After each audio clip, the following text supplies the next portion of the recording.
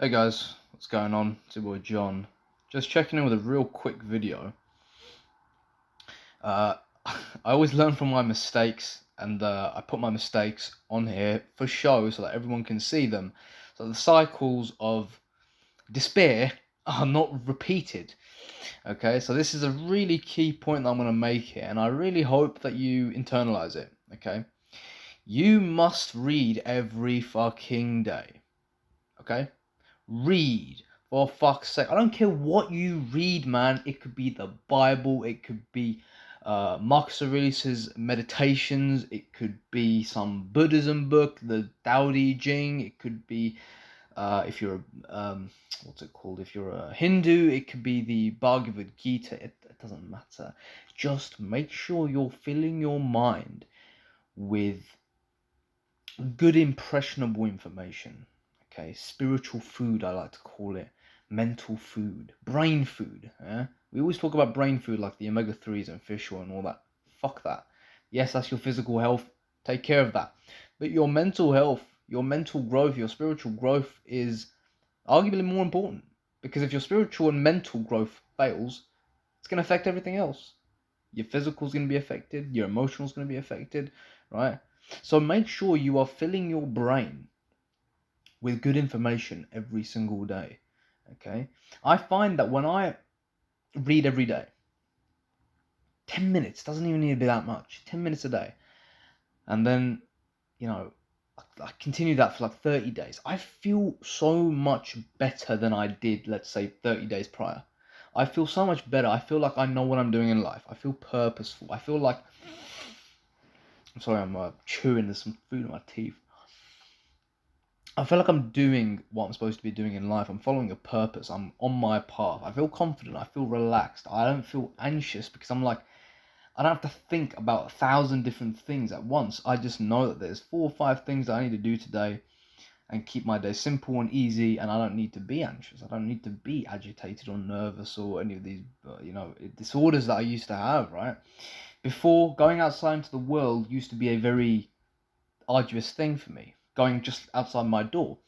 And we could call that social anxiety, we can call that generalized anxiety disorder, we could even call that depression. We don't know we can have all these names for it.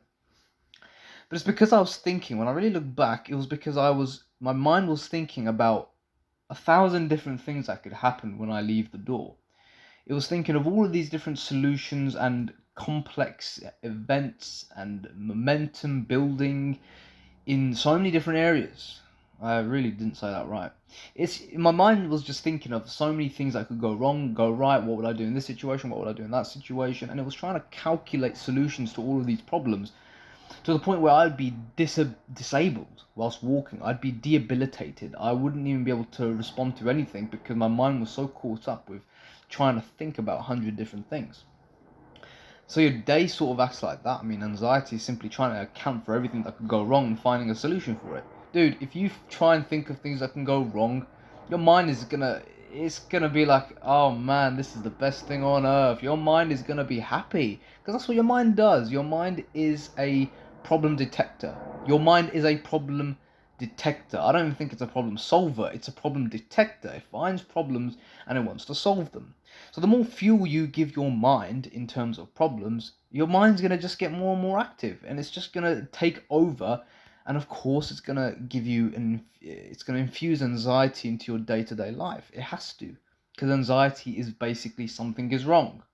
Something is wrong. Something is not right. I need to feel agitated. I need to feel, hyper vigilant to everything that could go wrong. And you're not calm in that state. You're agitated, my friend. So start your day off good. Okay, I always start my day off, the moment I wake up, I say 3 things that I'm grateful for. I don't even care what they are anymore. Before, I used to think of things that would make me feel good. I used to think of 3 things that would make me feel good in that moment. But now it's like I don't care.